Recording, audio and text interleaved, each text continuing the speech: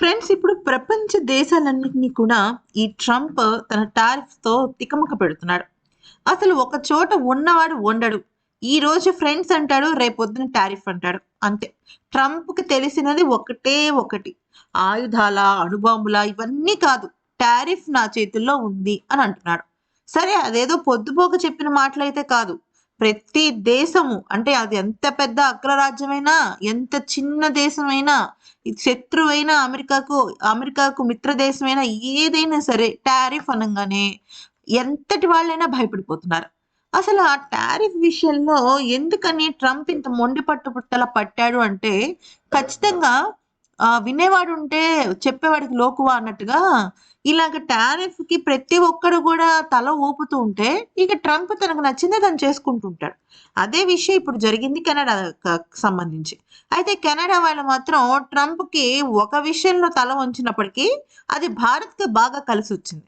Friends, ఈ video భారత్‌కి ఎలా కలిసొచ్చింది అనే విషయం మీద చాలా క్లియర్ ఎక్స్‌ప్లనేషన్ ఉంటుంది.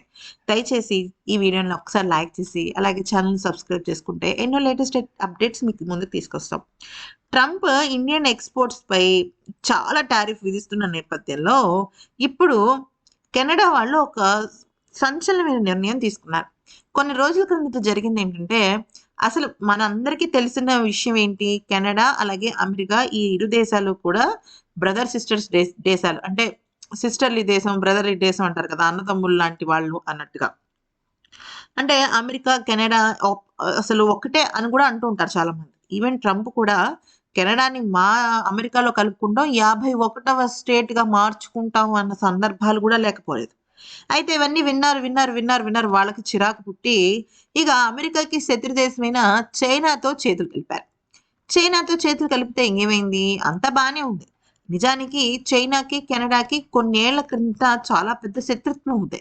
ఆ శత్రుత్వం అనేది సరే ఇక ఈ దెబ్బతో పోవాలి అనుకుని ఈవీస్ మీద అంటే ఎనర్జీ మీద వాళ్ళు డీలప్ పెట్టుకుని దాదాపుగా 50,000కు పైగా ఎలక్ట్రికల్ వెహికల్స్ చైనా నుంచి కెనడాకి వచ్చేటట్టుగా వాళ్ళు డీల్ మాట్లాడుకున్నారు. అది భరించలేని ట్రంప్ ఇమ్మీడియట్‌గా నేను 100% టారిఫ్ కెనడా మీద వేసేస్తాను అంటూ బెదిరింపు చర్యలకు దిగాడు. అయితే బెదిరింపు కాదు, ఇది నిజమే అంటూ చెప్పడంతో కెనడా తోక ముడిచేసింది.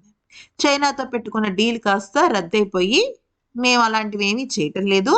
మేము ఎప్పుడూ కూడా అమెరికా, కెనడా అలాగే మిగతా వాటికి కట్టుబడి ఉంటాము అని చెప్పింది. అయితే ఇప్పుడు కెనడాకి భారత్ ఒక అద్భుతమైన మార్గం. ఎందుకనంటే ఇండియాకి లాభం ఉంది ఇక్కడ. ఇక్కడ న్యూ ఢిల్లీ కొత్త కారిడార్స్ వెతుకుతూ ఉన్నాయన్నమాట ఈ western countries. Canada energy, critical minerals north America మార్కెట్‌లోకి ఎంట్రీ పాయింట్ ఇస్తుంది. ఇది ఇండియా, యూరోప్‌తో డిపెండింగ్ ఎకనామిక్ ఎంగేజ్‌మెంట్‌తో పాటు ఇప్పుడు లేటెస్ట్‌గా మనకి యూరోపియన్ నేషన్స్‌తో ఒక mother of all trade deals దొరికింది కదా! Free trade agreement. అది చాలా అంటే చాలా అద్భుతమైన ఒక డీల్. ఓకే. ఎప్పుడైతే ఆ డీల్ ఫైనలైజ్ అయిందో, వన్స్ యూరోపియన్ నేషన్స్ ఓకే అయితే, కెనడా గూడా వెళ్లి చక్కగా మన భారత్ దగ్గర ట్రేడ్ చేసుకుంటూ ఉంటుంది. ఎనర్జీ కానివ్వచ్చు, ఆర్టిఫిషియల్ ఇంటెలిజెన్స్ కానివ్వచ్చు, క్రిటికల్ మినరల్స్ కావచ్చు, రకరకాల విషయాలతో మన భారత్‌తో కెనడా ట్రేడ్ డీల్స్ అయితే పెట్టుకుంటోందనమాట. అయితే ఇక ఒక్క మాటలో చెప్పాలి అంటే, ఇప్పుడు టోటల్ కంట్రీయే కాదు, టోటల్ వరల్డ్ అంతా కూడా డైవర్సిఫికేషన్ చేస్తుంది. వాళ్ళ ఫైనాన్స్‌ని డైవర్సిఫై చేస్తుంది.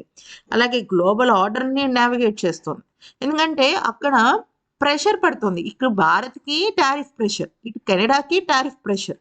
ఈ కామన్ ప్రెషర్ వల్ల బైలేటరల్ ట్రేడ్ అనేది స్టార్ట్ అవ్వబోతుందన్నమాట. అది దాదాపుగా $50 బిలియన్ చేరుతుంది అని అంచనా.